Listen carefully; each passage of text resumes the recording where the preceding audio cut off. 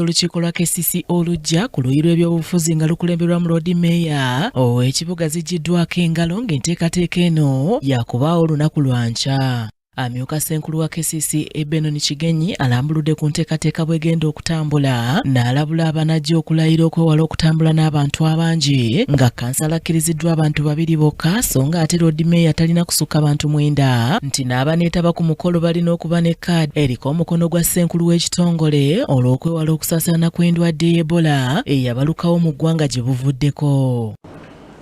Abantu abanaabeera ku mukolo ogw'okulayiza Lord Councillor ne Lord Mayor be bokka abafunye kkaadi nga kkaadi ezo kuliko ekinkumu kya nankulu w'ekibuga Kampala. Kkaadi eyo bwetu bwefaanana. Lord Councillor akkirizibwa okujja ne kkaadi eno n'abantu 2 bokka. Lord Mayor tujja kumukkiriza okubeera n'abantu 9 bokka.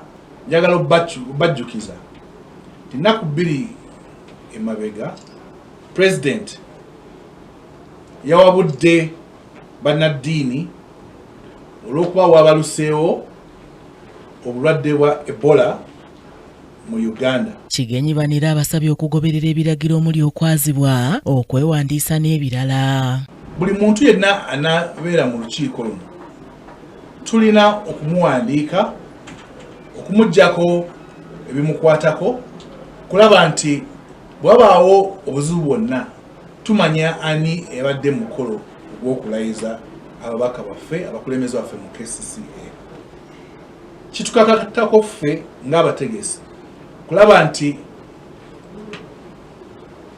ebyo ebirina okukolebwako ebyo birina okuteekebwa mu nkola okwewala abantu okulwala okufuna obulwadde bwa Ebola tubisaako amaanyi. Asabye abantu okugoberera omukolo guno ku mikutu emigattabantu egya KCC egy'enjawulo nga kino bakikozerwa kwewala mujjuzo ng'asabye n'abalina omuze oguyimirira wabweru oluvannyuma lw'okugaanibwa okuyingira obuteetantala. Twongera okukubiriza bannakampala mwenna abaali agadde okwenyigira mu kulayira kuno nti bambi temujja abatalina kkaadi. Tukubiriza bannakampala okugoberera omukolo guno online. Temujja ku City Hall temuyitiddwa. Bakansala 34 awamu ne Lord Mayor bakola olukiiko lw'abantu 35 be bagenda okulayizibwa olunaku olw'enkya nga buli kansala akkiriziddwa okujja n'abantu 2 bokka so nga Lord Mayor talina kusussa bantu 9. Bantu baffe nti manyi nti omukolo gujja kubeerayo. Ngenda kulayira ne speech yange njaggiwa ku mukolo nga gwe mbadde nina okubeera nagwo nga tuyita abantu bonna bawulirize. Lord Mayor yagala okutwala ekibuga era olw'okuba nti omukolo gwe gwali budgeted for njagala bakitegere bulungi nti gujjira kubaawo.